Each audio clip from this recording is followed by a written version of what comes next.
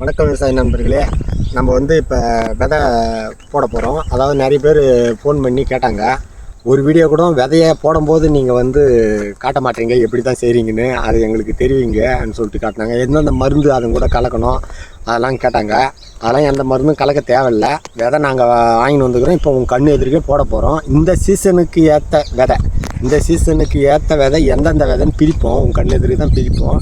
பிரித்து அதை நம்ம எதுவுமே எரு கூட இல்லை, எரு ஏற்கனவே போட்டு ஓட்டிட்டுது. இது ரோஸ் ஆல்ரெடி ரோஸ் நட்டுக்குது.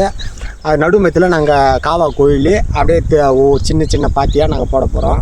நம்ம வீட்டுக்காக நம்மளுக்கு தேவையான விதை இந்த பாக்கெட்லேயே வந்துது. இது ஆன்லைனில் வாங்குறது. இது 45 வெரைட்டி இருக்குது. இதில் வேற நம்மளுக்கு கிடைக்கலையேன்னு நம்ம ரொம்ப வருத்தப்பட வேண்டிய அவசியம் இல்லை. இந்த காலத்தில், அந்த காலத்துலனா ஐயோ அந்த வேற கிடைக்காது இந்த வேற கிடைக்காதுன்னு சொல்லுவாங்க. இப்போ நம்மளுக்கு ரொம்ப ஈஸியாக கிடைக்குது விதைங்க. அது கிடைச்சிது, வாங்கின்னு வந்து இப்போ நாங்கள் ஆரம்பிக்க போகிறோம். அழகாக பாத்தி அமைச்சிக்கின்னு ஏர் ஓட்டியாச்சு. ஏர் ஓட்டிகிட்டு இருக்குது. சின்ன வண்டியால் ஏர் ஓட்டி வச்சுருக்கேன். சின்ன வண்டியால் ஓட்டுறதுனால நடுமயத்தில் மட்டும் இதில் போட்டோம்னா இதில் லைனாக நம்ம சின்ன பாத்தியாக இப்போ ரெடி பண்ண போகிறேன். ரெடி பண்ணி இது இந்த சீசன் இப்போ என்ன ஆவணி மாதம், ஆவணி புரட்டாசி, இந்த சீசனுக்கு எது வளரும் எது வளராதுன்னு பிரிக்க போகிறேன். பிரித்து ஒரு 5 வெரைட்டி மட்டும் இப்போ போட போகிறேன். 5வது இல்லை 10வது போட போகிறேன். டைமுக்கு ஏற்ற மாதிரி போட்டு இது எப்படி வருது என்னன்னு பார்க்கலாம். அதுக்கப்புறம் ஒரு 5 வெரைட்டியோ 10 வெரைட்டியோ போடலாம். இப்போ நம்ம ரெடி பண்ணிட்டோம்.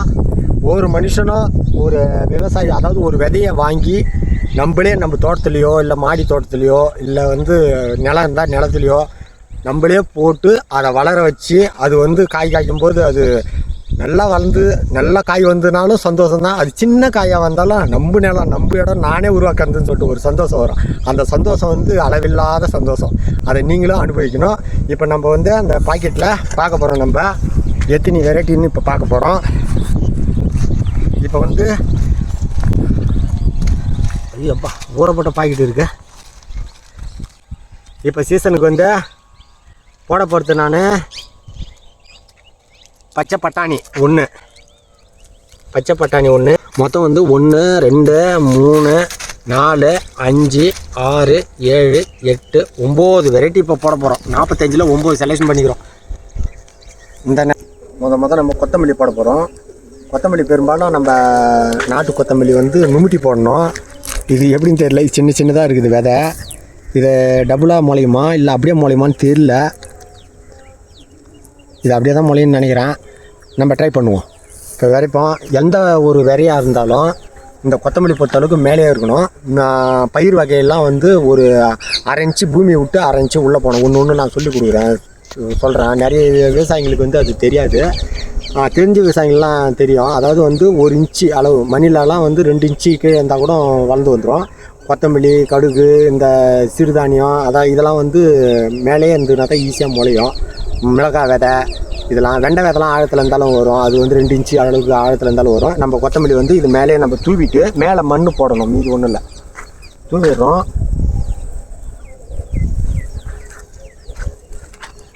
பெரிய பாத்தி, ஒரு பாத்தி வந்துடுதுப்பா. இது விதை அப்படியே என்ன பண்ணுறோம், லேசான மண் பக்கத்தில் எடுக்கிறோம்.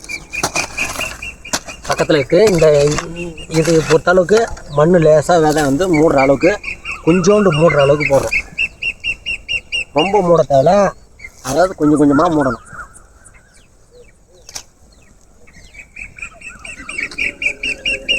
ஏன் இது கொஞ்சம் கொஞ்சமாக மூடணும்னா அப்போ தான் இது முளைக்கும். முள்ளங்கி போடுவோம். 2வது முள்ளங்கி நீ ஆழமாக நடலாம். முள்ளங்கி பிரச்சனை இல்லை, அது ஆழமாக நடலாம், அது முளைஞ்சிடும். நம்ம என்ன பண்ண போகிறோம், கலட்டால் போடுற மாதிரி போட்டுடுறோம். இது முள்ளங்கி இடையிட ஜானுக்கு 1 போடணும். அதுமாதிரி நான் இது 1 இன்ச்சு ஆழம் இருக்கலாம், ஆழத்துலேயே போடலாம். இடையடி இருந்தால் தான் முள்ளங்கி வரும். அதுக்காக நான் இது ஆழமாக போடுறேன். இது பிரச்சனை இல்லை, இது அழகாக முளைஞ்சி வந்துடும்.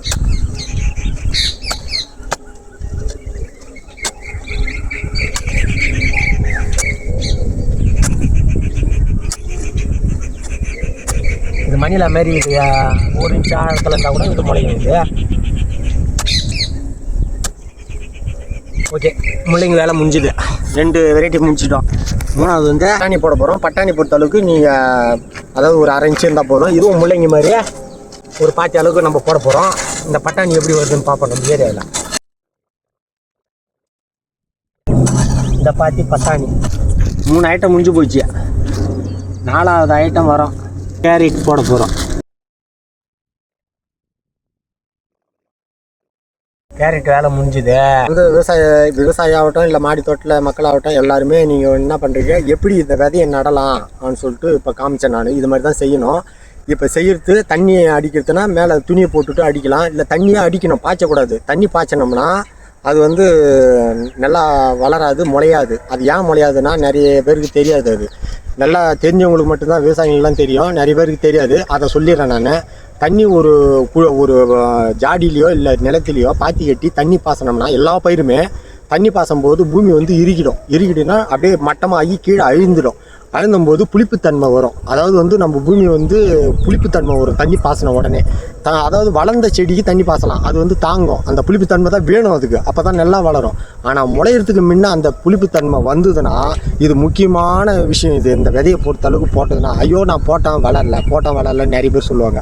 அதுக்கு தான் இதை சொல்கிறேன் நான். தண்ணி எப்பயுமே பாசக்கூடாதுன்னா தண்ணி விட்டு பாசக்கூடாது. அதுக்கு நான் எப்படி தண்ணி அடிக்கிறேன் என்னன்னு இப்போ பாருங்கள். இப்போ வந்து தண்ணி வந்து இது மாதிரி தெளிக்கணும். இதை இது மாதிரி தான் தெளிக்கணும், தண்ணி ஊற்றக்கூடாது.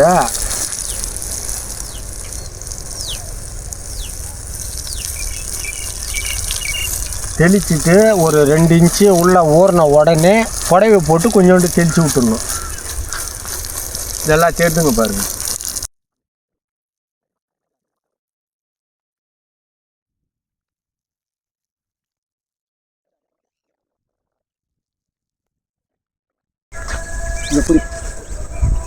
இது வந்து எங்கள் வீட்டம்மா. இது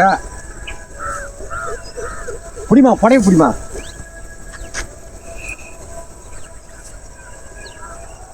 எங்கள் வீட்டம்மானா எங்கள் மனைவி. எல்லா வேலையும் கூட செய்கிறவங்க அவங்க தான். அவங்க இல்லைன்னா நான் இந்த வேலைலாம் செய்ய முடியாது. அவங்க தான் முக்கியமாக செய்கிறவங்க. அந்த படி பிடி.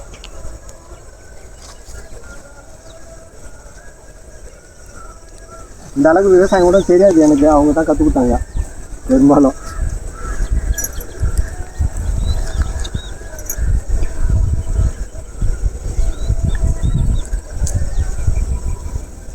இது மாதிரி புடையை போட்டுட்டு மேலே தண்ணி அடிக்கணும். மேலே இது மாதிரி தண்ணி அடிச்சிட்டோம்னா அது வந்து சூரிய ஒளி மேலே காயும் அதிகமாக உள்ளே வந்து காயாது. இப்போ அடிக்கிறோம் பாருங்க, இந்த கொத்தமல்லி சூப்பராக முளைஞ்சி வந்துடும். எத்தனை நாளில் வளரும் இதெல்லாம்? எல்லாமே 7 நாளில் முளைஞ்சிடும். ஒவ்வொரு வெரைட்டி வந்து 10 நாள் ஆகும்.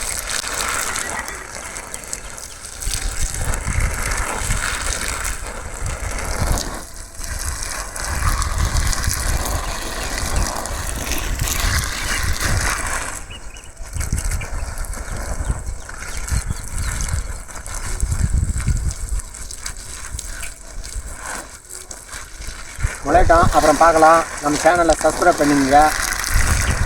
நன்றி, வணக்கம்.